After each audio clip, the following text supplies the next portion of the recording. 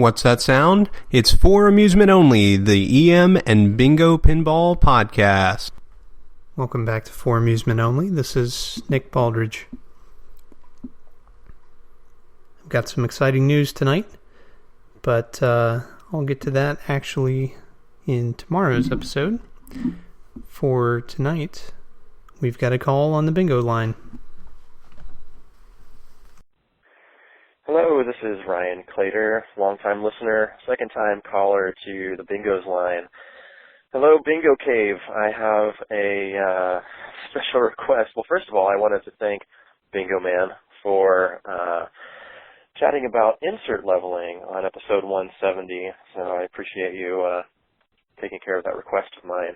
But on this episode, you mentioned a controversial method of supergluing the insert in place, and you did a great job of talking about the pros and cons of that method. But I thought I'd ask you if you could talk a little bit about more traditional methods that are not as controversial, and maybe some pros and cons of those, why you chose to go your own route, just to round out my own EM education. So thanks a lot for doing the podcast, Nick, and look forward to a lot more of them. Take care. Bye-bye. Thank you, Ryan, for the call. Now, I know a lot of you are probably chomping at the insert to get to today's topic, but let's take a moment and address Ryan's question here. The traditional method of gluing inserts doesn't involve super glue at all. Instead, it involves using a more slow setting glue, like a wood glue, but it has to be a glue that sets with the plastic and the wood side. Essentially, you would have to clamp the insert into place and allow the glue time to dry, wiping off any excess. It requires a lot more of the slow setting glue than the super glue to hold it in. So the big con for that, for me, being the incredibly impatient person that I am, is that it just takes forever. Aside from that, because you have to use more of the product, it means that there's more chance for it to get onto the playfield. Now, most of those glues are water soluble, and super glue is not. So the advantage is, if you get it on the playfield, you can simply wipe it away with a wet rag or with alcohol. The super glue is something called cyanoacrylic, and there's a variety of them. There's crazy glue and a whole bunch of other types of super glue. The Loctite that I use because of the control that the applicator gives you. It's a lot easier to use and control your stream with that particular product than it is with many others. So, hope that answers your question. And for tonight's topic, let's talk about cupped inserts and what to do to resolve that problem.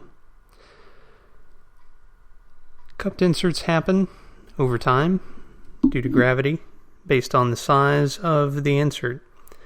There are some people who say that bulbs hasten the demise of the insert, but for anybody who has seen a new old stock playfield, you'll note that inserts are sunk in or cupped, and the playfield's never been installed in a game. Well, that's, unlikely to have been caused by a bulb in that case. It's hard to blame heat for that, but rather changes in temperature and humidity for all the years that it was stored, and also the failure of the adhesive over time, because these glues were not meant to last forever either. So, you have a cupped insert. What do you do to fix it? There's a few different things you can do. There are good things and bad things. I'll tell you what I like to do, and I'll give you a couple other things so that Ryan doesn't have to call in tomorrow as well. I'll start with the bad things, or the slightly worse things. One thing that you can do is to cut out mylar circles. And if I had to make a suggestion, I would say that you should get very thin mylar. You want to be able to measure the discrepancy between the sunken center core of the insert and the outer edge. So it may behoove you to remove one of the inserts and use it as a sample so that you can take your calipers and measure the difference. Doing this, of course, is not optimal because the ball's travel is going to pull up that mylar in relatively short order. Couple that with the fact that the insert has not been fixed, and you'll get more sinking over time. So let's move to option 2. I've heard people say that they will heat the entire insert and then take a socket of the same diameter as the inner diameter of the insert and set it in that and try to reverse the cupping. Now, in order to do that, you have to heat the insert very hot, get the plastic basically ready to flow, and then push with the metal. I don't like this for the basic reason that you're sacrificing what little integrity that plastic has in order to try to prolong its life. I don't think that's a good solution. So let's move on to the next solution. The next solution would be to just replace all the inserts.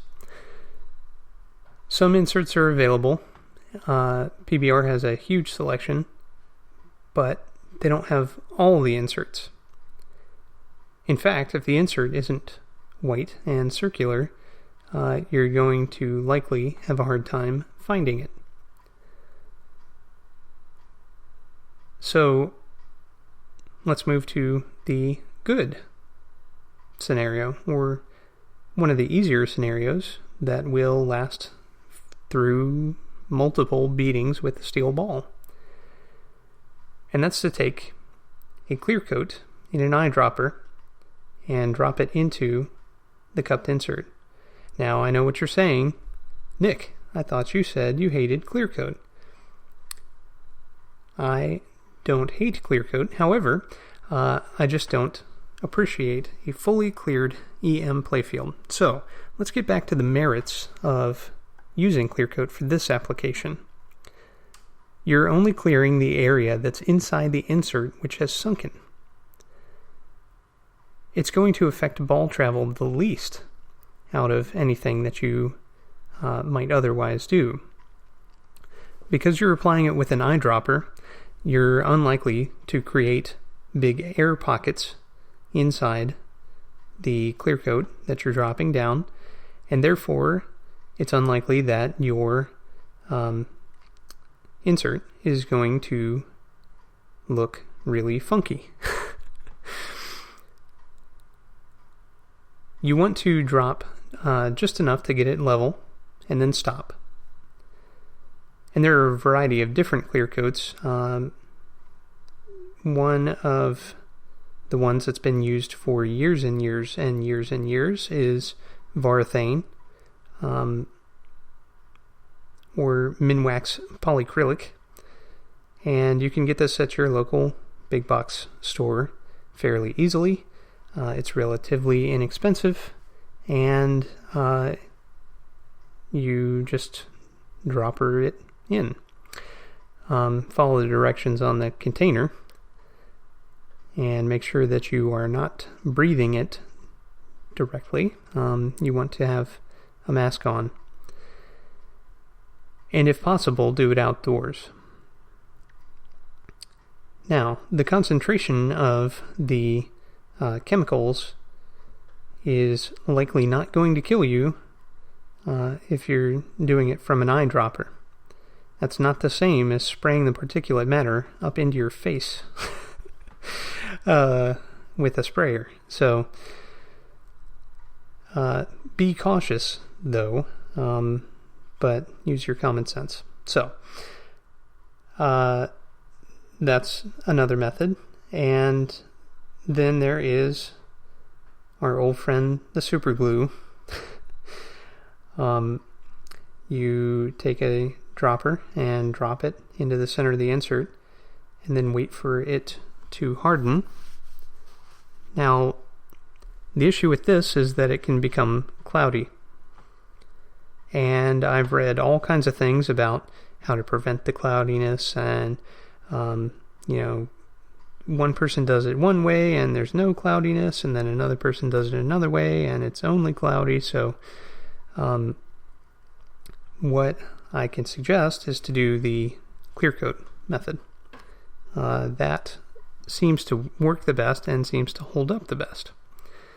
Now, if you want to go whole hog, and check and see if your inserts are replaceable. But keep in mind that both with the clear coat method and with replacing inserts, you're going to have to sand. You're going to have to sand in order to finish up the surface on the clear coat. You're also going to have to sand new inserts, which have part number lettering on them, in order to get them level and flush, just like they were installed into the games years and years ago.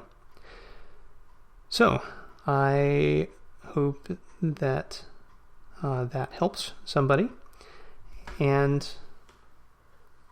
that's all for tonight.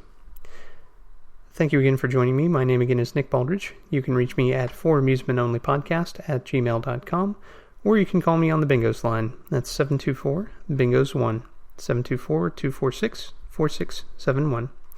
You can listen to us on iTunes, Stitcher, Pocket Cast, via RSS, on Facebook, on Twitter at Bingo Podcast. You can follow me on Instagram at nbaldridge, or you can listen to me on my website, which is foramusementonly.libsyn.com.